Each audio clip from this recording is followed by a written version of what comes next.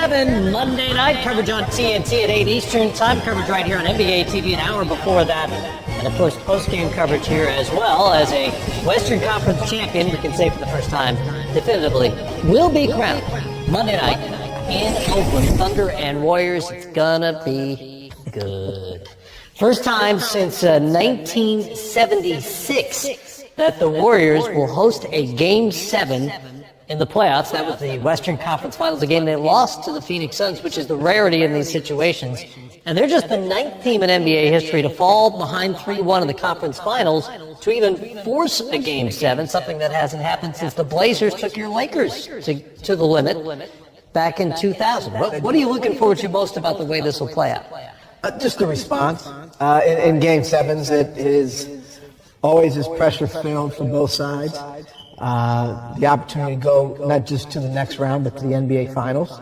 The defending champions are still alive here with an opportunity to go back-to-back. And you have, a group of Oklahoma City Thunder players who have almost tasted it. It's right there for them. They've fallen short and would love to go back themselves to the NBA Finals. And we don't know. Did we just witness Kevin Durant's last game in Oklahoma City? All of these thoughts, come to play here. What are the Thunder and both the Warriors going to look like next year, too? I mean, that's way down the road, but this game is going to decide a lot. Yeah, Monday night for me is about energy. In specifically the role players from both teams. Because your stars understand the magnitude of Game 7. They're going to be in a mode and in a zone where they're competing at the highest level, whether they're making shots or not, or making plays or not.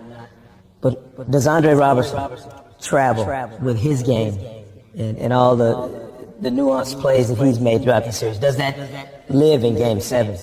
Does Mo Buckets come off the bench and play a factor?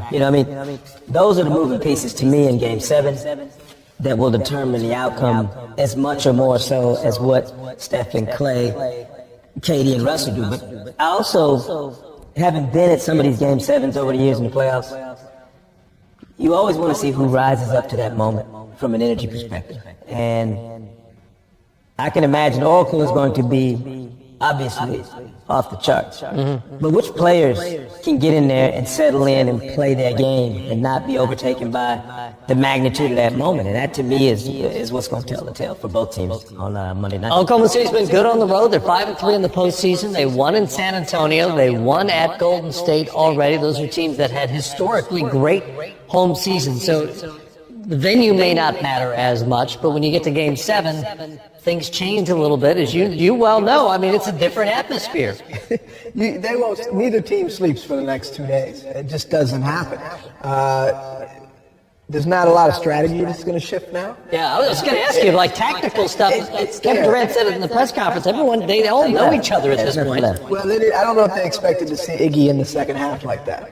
Defensively. I mean, I've heard it thrown out in the back. Where's Andre Iguodala, the MVP from the finals last year? Well, now we know where he is. He's right here in this series, as will be in Game 7. And what we've seen, though, is just how explosive and how quickly these games change and swing from a 5-minute stretch. We've seen players individually explode, and we've seen both ways, explode for the positive and the negative. So, look, will this be a quick explosion in the first quarter by the Golden State Warriors and a wave of Oracle? Will the Thunder be able to withstand that? Because I think that probably will happen.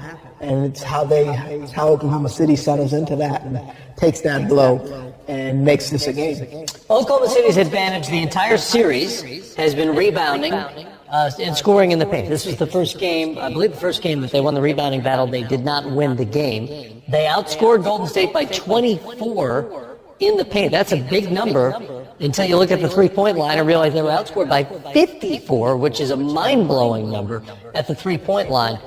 What can they do if Steph and Clay are making shots, the kinds of shots they made tonight? What can you do defensively? There's not a whole lot you can do other than get 2 or 3 inches closer on the catch. But I think to me, the real difference is going to be, is the Thunder the type of team that can weather the storm the way the Warriors did on the road in Game 6?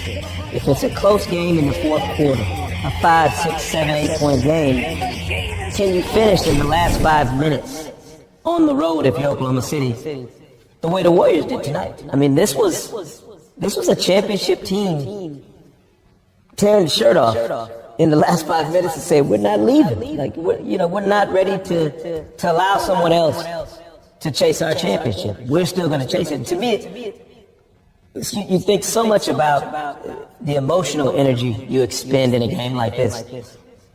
Who's got the bounce to come back from this and put it all back on the line again Monday night? And to me, that's going to tell the tale of this game. Yeah, this series has been of a finals level matchup.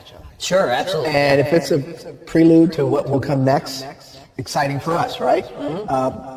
If we were to believe what we've seen all season long, the West being the more dominant and powerful conference than the East, you can argue that Monday is the deciding NBA championship game. Cavaliers are already I know the Cavs are listening to this. they're already considered underdogs to either opponent. Right. So if we follow that storyline, which I'm with you, I don't believe the Cavs are as underdog as people might project them to be. I agree.